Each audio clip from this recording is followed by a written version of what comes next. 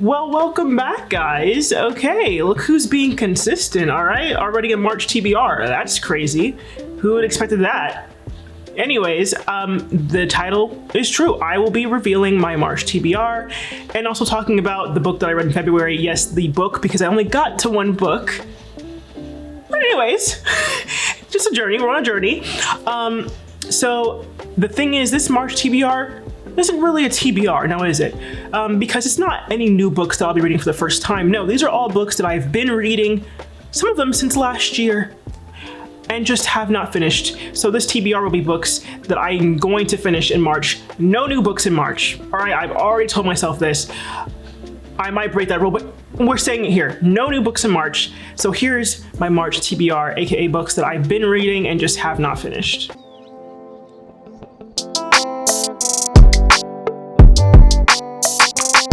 Now, when I show you the stack of books, and I do mean stack, let's keep the surprise down to a minimum, okay? But yes, these are all of the books I'm going to try to get through in March. We're talking about the same person that only read one book in February. Yeah, that's not gonna happen, but out of all these books, I will only be reading these books in March, okay? And how many do we have here? Let's check. 1, 2, 3, 4, 5, 6, 7, 8, 9, 10 books. 10 books that I want to get through in March. Listen, again, it's not happening, but I'm gonna show you the books that I have been reading, some since 2021, some since 2022, and some just this year. And you might see some books that are a little bit familiar to you. First up, we have I'm Thinking of Ending Things. I'm pretty sure I picked this up at the end of 2021 and just have not finished it, even though it's a very short book. But I really want to finish it because I really want to watch I think it's a movie on Netflix. And so very excited for this. If you like horror, this is pretty creepy so far. I'm gonna probably have to restart this, but I've heard some pretty decent things about this book. Next up, we have Eleanor Oliphant is Completely Fine. And you know what? Gotta be completely honest with you, part of me wants to DNF this book because while I was reading it, I wasn't totally a fan of the main character. I feel like she just complained a lot and I couldn't really relate to her. But I really want to stick through it because apparently this does talk about loneliness and anxiety. So I'm going to stick through with this book. This probably is a book that I won't get to in March, but I'm still putting it in this video. You know what I mean?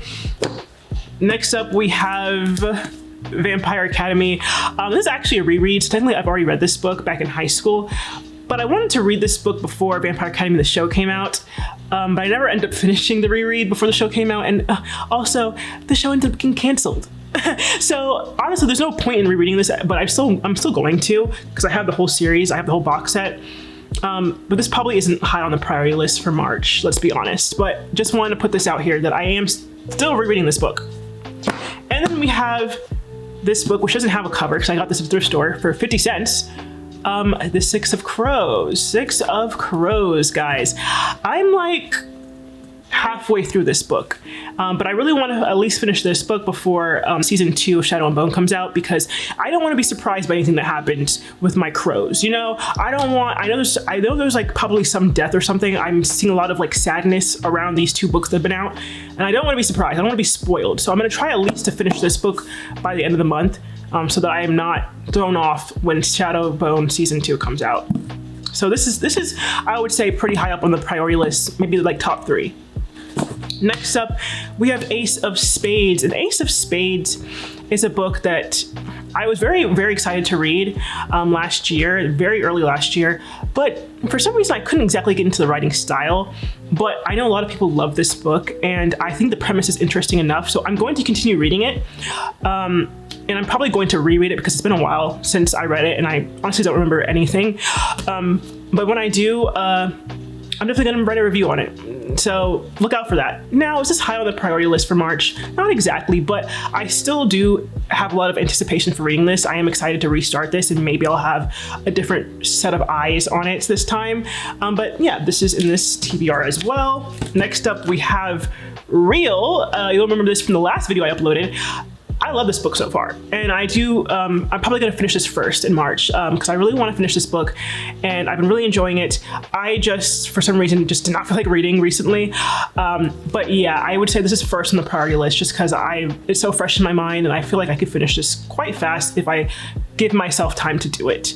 But that's Real. If you want to know more about this book, please check out my February TBR. And next up, we have Take a Hint, Dani Brown. Listen, I didn't even get to this book. I didn't even crack this book open in February, okay? But like I said before in my February TBR, I get through this writer, Talia Hibbert.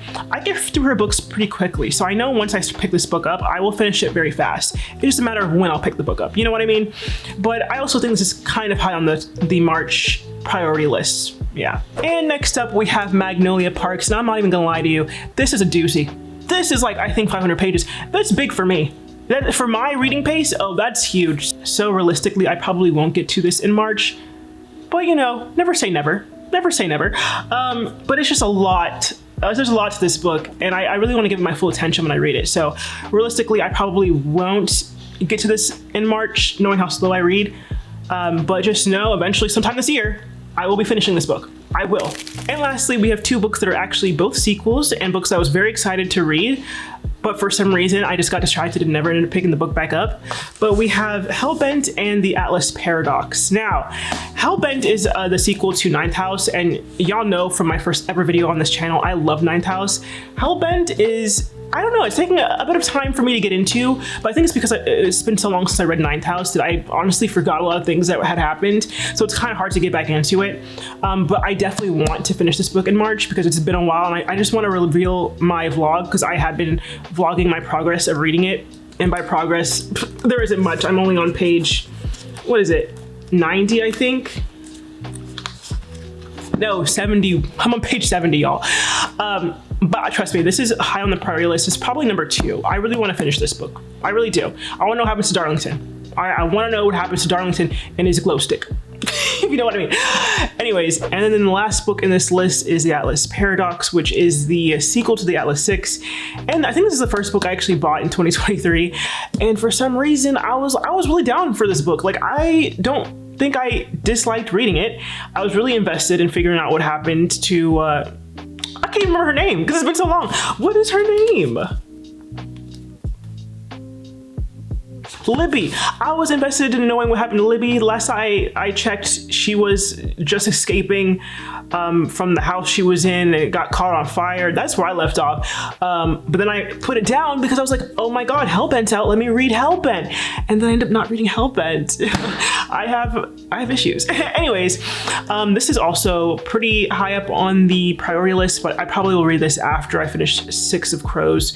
But just know I really want to get this done too. I already made a video on TikTok and it's been months and I haven't even finished the book. It's kind of embarrassing. But anyways, that is my TBR for March. And while we're here, I also want to give a review on the one book I finished in February, which is Honey and Spice. Now, I listened to the audiobook. I didn't actually read the book, and I think that's what allowed me to actually finish it. I love the narrator. I think she did a really good job narrating all the voices. She has a lot of personality to her, which was then able to translate into all the different characters she was giving. She was also really funny. It kind of reminded me of Chewing Gum. If you know that show, it's a very funny show, and the banter in this book really reminded me of that.